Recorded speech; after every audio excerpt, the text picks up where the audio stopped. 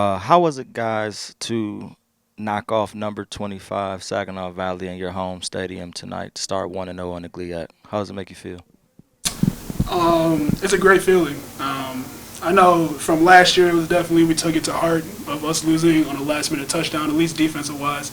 And coming in, we knew they were a good team. We knew we had to focus in and do the job that we needed to do, and we executed to the best of our ability. And it feels great to get that, honestly, to get that W and to continue on the GLIAC 1-0. For us, it was like sort of getting the monkey off our back because now not only being like a top 25 team, but now it gives us even more momentum going into the season. So now instead of 1-2, 1-3, we're 2-2, and now we're on the uprise. So because winners just talked about us wanting to get a ranking, and this right here just sort of puts our foot in the door, so to speak. Coach Winters also spoke to how defense sets a tone, and tonight set it early, sparked by initially two back-to-back third down stops, and then your pick six, Mr. Eggelston, that put us ahead early. When you speak of playing, was it 36 games straight, and then to make a play like that in that type of a moment, what were you feeling? At that moment, I know everyone was on me last year because I had an opportunity to get with pick six last year, and I told them, I was like, if it comes again, I promise you I won't let you guys down. And it just happened to fall in that opportunity to happen tonight, and I took the most time to really focus in and really focus on what the offense was running, and I was able to maximize that opportunity to the best of my ability. And it just, honestly, it feels great because now I could just think about that and just prepare on for Northern Michigan. And James, I like to call you Mr. Consistency, Mr. Production. Okay.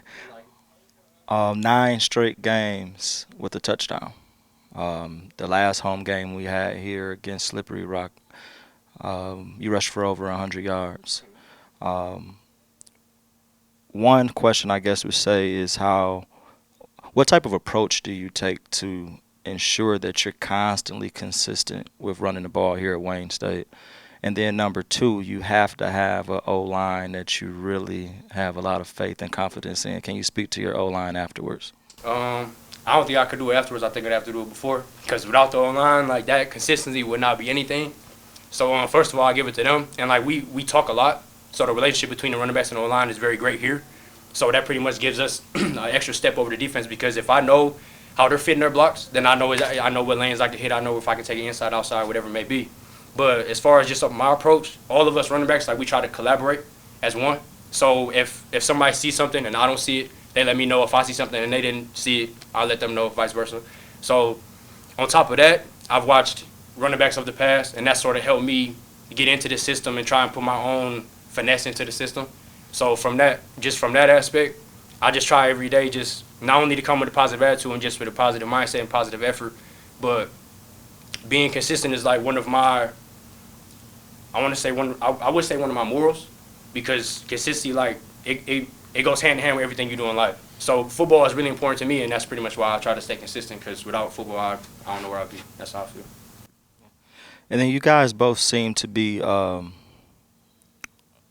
leaders, or at least part of the leadership for this Wayne State team. Now that we seem to maybe be on the right track, what are some of your expectations? And again, it's early, but what are some of your expectations and some of the hopes and plans that you have for this 2019 season? Defensive wise, to dominate. Our first game against Slippery Rock, we got called out because of how many points that they scored, and then Coach Winters, he tells us he's a defensive coach, so he gets fired up when we do well, and we take that to heart. We step on the field and we have to understand that we're the best defense in the nation, and we make sure we practice that way, we play that way. If we make a bad play, the next play, it's a penalty or whatever, we let it go, clean slate, and then we continue on. So for defense, it's just for us to dominate, and we have to take this momentum and take it further on in the GLIAC, because every team that we're going to face is an opponent that we have to play to our top tier. And if we don't, then we can end up being 2-9 like we were last year. So right now, it is for us to continue on, learn from the things that we had mistakes on tonight, continue the positives that we had tonight, and then move on as we face the rest of the GLIAC.